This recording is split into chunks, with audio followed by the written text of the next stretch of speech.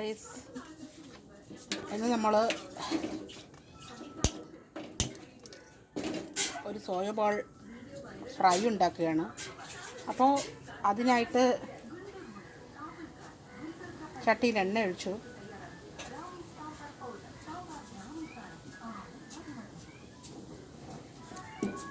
അതൊന്ന് ചൂടായി വരുമ്പോഴത്തേക്കും കടുകിടാം. ഇപ്പോൾ ചൂടായി വന്നിട്ടുണ്ട്. നമുക്ക് കടുകിട്ടു.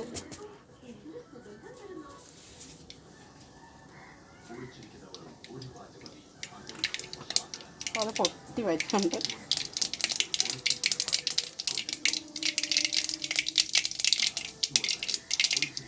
അത് കഴിഞ്ഞ് നമുക്ക് വെളുത്തുള്ളിയും പച്ചമുളകും ഇടാം.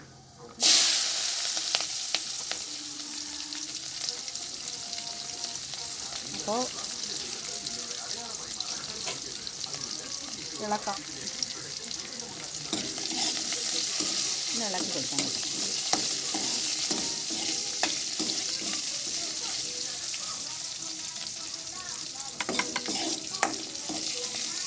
അപ്പോൾ അടുത്തതായിട്ട് നമുക്ക്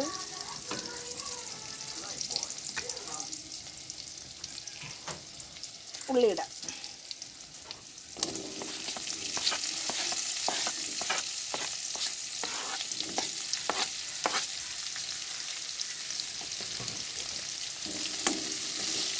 ഉള്ളി വഴറ്റും. തീ കെട്ടി കൊടുക്കാമേ. അപ്പോൾ മുളക് പച്ചമുളക് നല്ല എരിയുണ്ട്. നമുക്കിവിടെ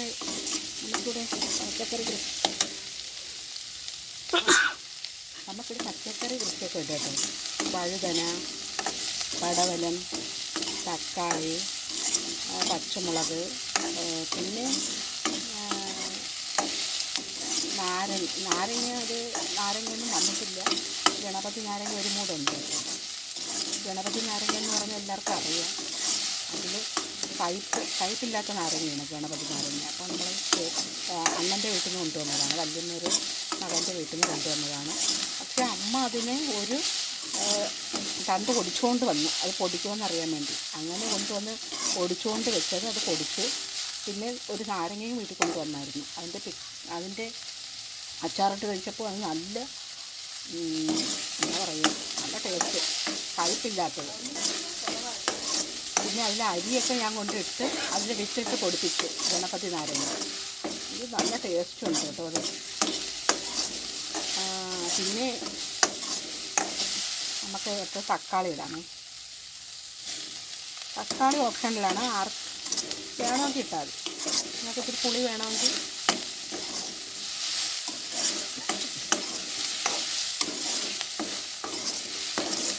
മാത്രം തക്കാളി ഇട്ടാൽ മതി. അപ്പോൾ ഞാൻ തക്കാളി ഇടാറുണ്ട് ഫ്രൈ ഒക്കെ ഉണ്ടാക്കുമ്പോൾ.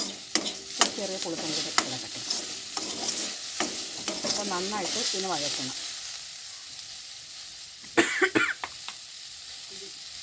അപ്പോൾ തീ കുറച്ച് കുറയ്ക്കാം. അതിനുശേഷം നന്നായിട്ട് ഇളക്കുക. മഞ്ഞപ്പൊടി ഇടാം. അപ്പോൾ നമ്മുടെ ലക്കി ഭയങ്കര വിളിയാണ്. ഇവിടുത്തെ പൂച്ചക്കുഞ്ഞിനെ കണ്ടിട്ടാണ് വിളിക്കുന്നത്.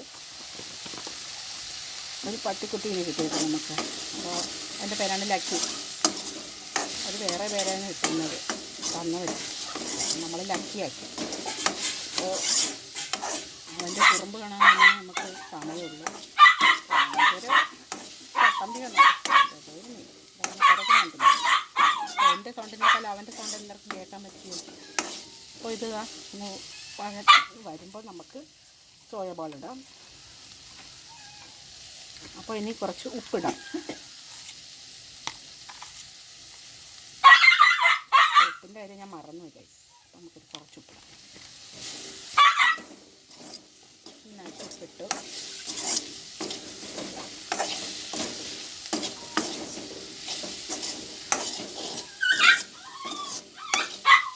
നമുക്ക് കറിവേപ്പില ഇടാം.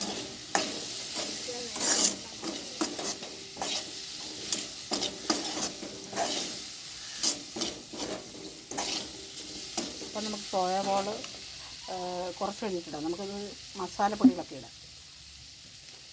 ആദ്യം നമുക്കിടാം മഞ്ഞൾപ്പൊടി നമ്മൾ ഇട്ടായിരുന്നു. അടുത്തത് മുളക് പൊടി അത്യാവശ്യം ഇട്ടാൽ മതി, നല്ല എരിയുള്ള മുളകാണ് കേട്ടോ.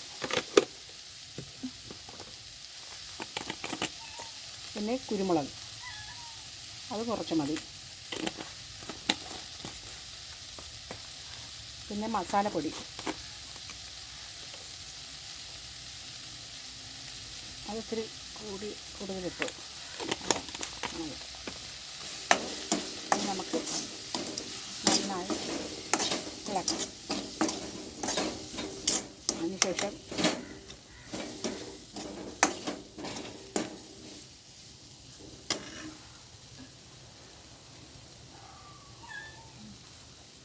അതിനുശേഷം നമുക്ക് സോയ വെള്ളം ഇടാം.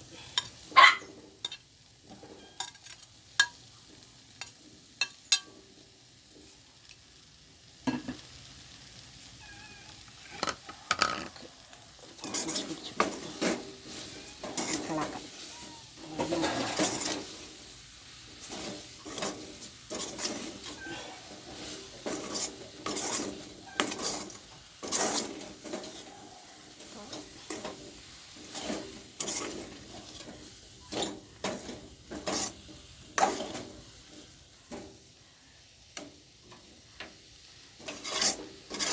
കുറച്ച് നേരം മൂടി വയ്ക്കാം.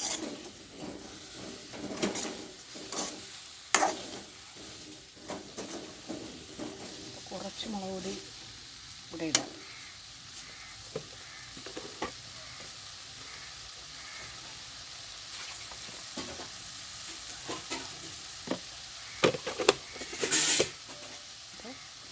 കുറച്ച് മുളക് പൊടിയും കൂടെ ഇട്ട് നമ്മളൊന്ന് വഴറ്റാം.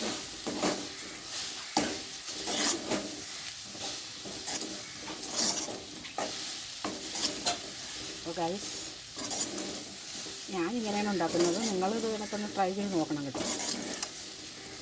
അപ്പോൾ നമുക്ക് ലോ ഫ്ലെയിം ആക്കിയിട്ട് ഇത് ഇത്തിരി പോലെ അടച്ചു വയ്ക്കാം.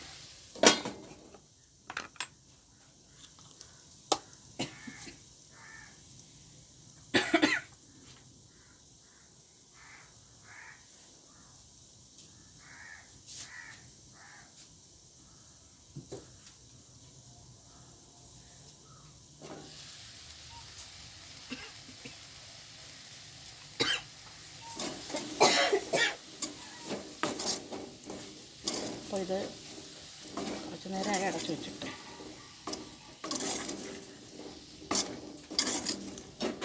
അപ്പോൾ ഗൈസ്,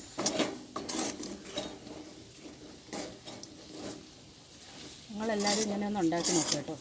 നല്ല ടേസ്റ്റാണ്. അപ്പോൾ നിങ്ങളുടെ ടേസ്റ്റിന് അനുസരിച്ച് നിങ്ങൾക്ക് എരിവ് കൂടുതൽ വേണമെങ്കിൽ കുറച്ചും കൂടെ കറിവേപ്പില ഇട്ടു.